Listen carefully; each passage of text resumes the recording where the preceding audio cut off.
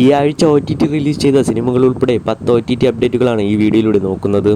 അതിലാദ്യത്തേത് ബിജു മേനോൻ, ആസിഫ് അലി തുടങ്ങിയവർ കേന്ദ്ര കഥാപാത്രമായെത്തി തിയേറ്ററിൽ നിന്ന് മികച്ച അഭിപ്രായം നേടിയെടുത്ത ചിത്രമായിരുന്നു തലവൻ. തിയേറ്ററിൽ മികച്ച അഭിപ്രായം നേടിയെടുത്ത ചിത്രത്തിന്റെ OTT അവകാശങ്ങൾ നേരത്തെ തന്നെ സോണി ലീവ് ആയിരുന്നു സ്വന്തമാക്കിയിരുന്നത്. സോണി ലീവിലൂടെ ഇപ്പോൾ ഇതാ ചിത്രം സ്ട്രീമിംഗ് ആരംഭിച്ചിരിക്കുകയാണ്. സോണി ലീവിലൂടെ ചിത്രം മലയാളം, തമിഴ്, തെലുങ്ക്, കർണാടക തുടങ്ങിയ ഭാഷകളിലാണ് OTT റിലീസ് ചെയ്തിരുന്നത്. അടുത്ത ചിത്രം തെലുങ്കിൽ നിന്ന് റീസെൻ്റായി തിയേറ്ററുകളിലേക്ക് എത്തിയ ഏറ്റവും പുതിയ ചിത്രമായിരുന്നു മിസ്റ്റർ ബച്ചൻ. തിയേറ്ററിൽ പരാജയപ്പെട്ട ഈ രവിതേജ ചിത്രത്തിന്റെ OTT അവകാശങ്ങൾ നേരത്തെ തന്നെ നെറ്റ്ഫ്ലിക്സ് ആയിരുന്നു സ്വന്തമാക്കിയിരുന്നത്. നെറ്റ്ഫ്ലിക്സ് OTT അവകാശങ്ങൾ സ്വന്തമാക്കിയ ഈ ചിത്രം ഇപ്പോൾ ഇതാ നെറ്റ്ഫ്ലിക്സിലൂടെ മലയാളം, തമിഴ്, തെലുങ്ക്, കർണാടക തുടങ്ങിയ ഭാഷകളിൽ OTT റിലീസ് ചെയ്തിരിക്കുകയാണ്. ബേസിൽ ജോസഫിനെ നായകനാക്കി ജിത്തു ജോസഫ് സംവിധാനം ചെയ്ത ഏറ്റവും പുതിയ മലയാളം ചിത്രമായിരുന്നു നുണക്കുഴി. തിയേറ്ററിൽ മികച്ച അഭിപ്രായം നേടിയെടുത്ത ഈ ചിത്രത്തിന്റെ OTT അവകാശങ്ങൾ നേരത്തെ തന്നെ C5 ആയിരുന്നു സ്വന്തമാക്കിയിരുന്നത്.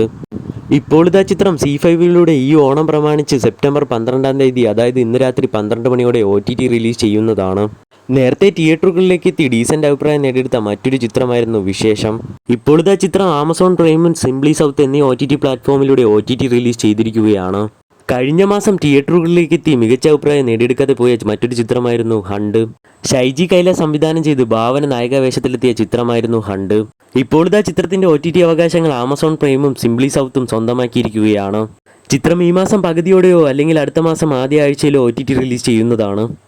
രഞ്ജിത്ത് സംവിധാനത്തിൽ ചിയാൻ വിക്രം നായകനായെത്തി തിയേറ്ററിൽ നിന്ന് മികച്ച അഭിപ്രായം നേടാതെ പോയ ചിത്രമായിരുന്നു തങ്കലാൻ. തിയേറ്ററിൽ പരാജയപ്പെട്ട ഈ ചിത്രത്തിന്റെ OTT അവകാശങ്ങൾ നേരത്തെ തന്നെ നെറ്റ്ഫ്ലിക്സ് ആയിരുന്നു സ്വന്തമാക്കിയിരുന്നത്.